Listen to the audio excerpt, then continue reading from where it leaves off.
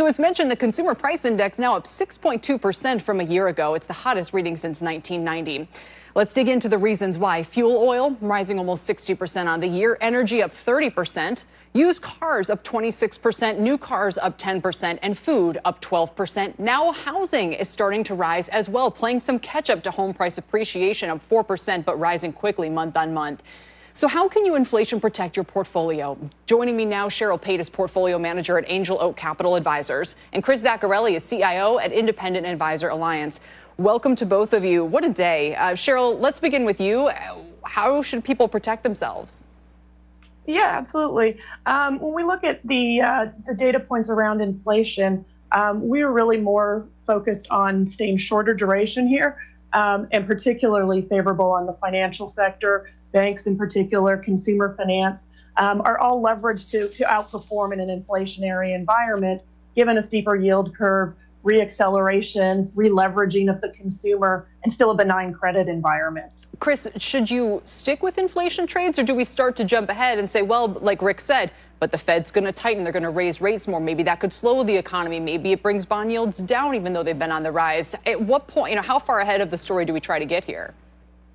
Well, I think at this point in the cycle, you're going to need to have some inflation protection in your portfolio. Absolutely. So I wouldn't abandon any trades that you have in place already in order to protect your portfolio. You're going to have some positions and some companies that can do well through any environment, but you're also going to continue to need to have some companies that can do well in an inflationary environment. So companies with pricing power, companies that can benefit from rising energy prices. We don't think it's too soon to take those positions out of your portfolio. All right, Cheryl, let's talk through the positions you would specifically recommend. American Express, Capital One, Ally, SVB Financial. So are these basically rising rate plays, or is there more to the story?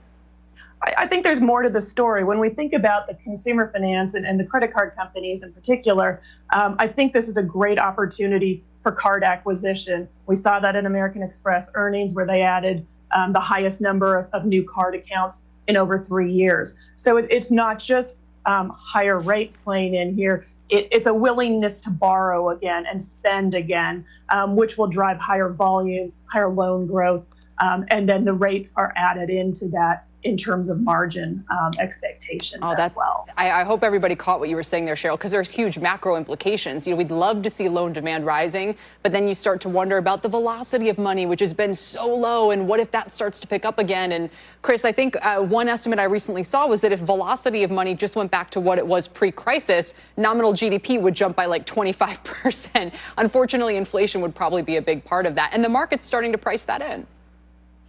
Yeah, you're absolutely right. The velocity of money, that's really been the key for post-global financial crisis, and to some extent, post-COVID crisis in terms of M2 has been very large. We've had huge amounts of money in the system, just the velocity has stayed low. If that velocity starts to pick up, that's where you could see some inflationary pressures. And so for us, that's why we're looking for those companies with pricing power, that can raise prices as their input costs go up, as their transportation costs go up, as energy goes up in costs in terms of the supply chain. So sure. But Chris, is it also possible that people don't have to overthink it, because owning the market, broadly speaking, has been a great way to defend against inflation right now? I mean, it's almost literally the flip side of what we've been witnessing. Earnings are high, profit margins are high. I mean, there seems to be a general idea that the stock market itself has enough pricing power to protect your portfolio.